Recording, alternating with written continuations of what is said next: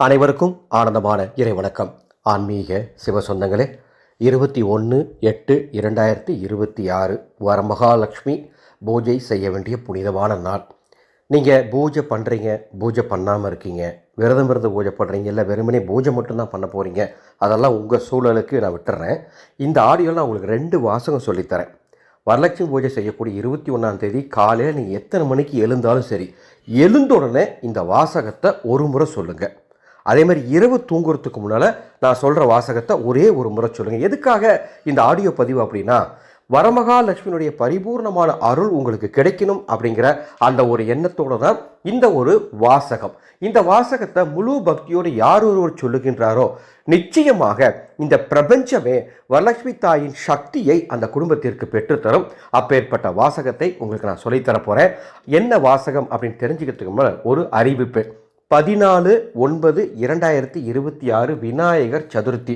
இந்த வருஷம் விநாயகர் சதுர்த்திக்கு வரங்களை அள்ளி அள்ளி வழங்கும் பிள்ளையார்பட்டி கற்பக விநாயகர் மந்திர உபாசனை வாட்ஸ்அப்பில் ஒரு குழு அமைத்து 11 பாடங்களாக எளிமையான தமிழில் விநாயகர் சதுர்த்தி அன்னைக்கு தரப்போகிறோம்.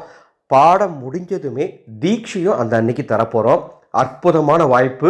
முதல் முறையாக இந்த உபாசனையை நம்ம கொடுக்குறோம். பதிவு செய்ய மேலே உள்ள வாட்ஸ்அப் எண்ணுக்கு தொடர்பு கொள்ளுங்கள்.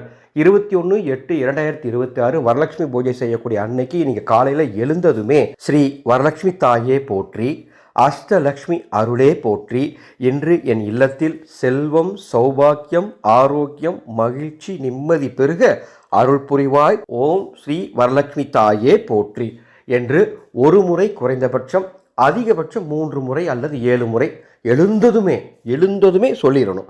சொல்லிட்டு வழக்கம்போல உங்கள் பணிகளை பாருங்கள்.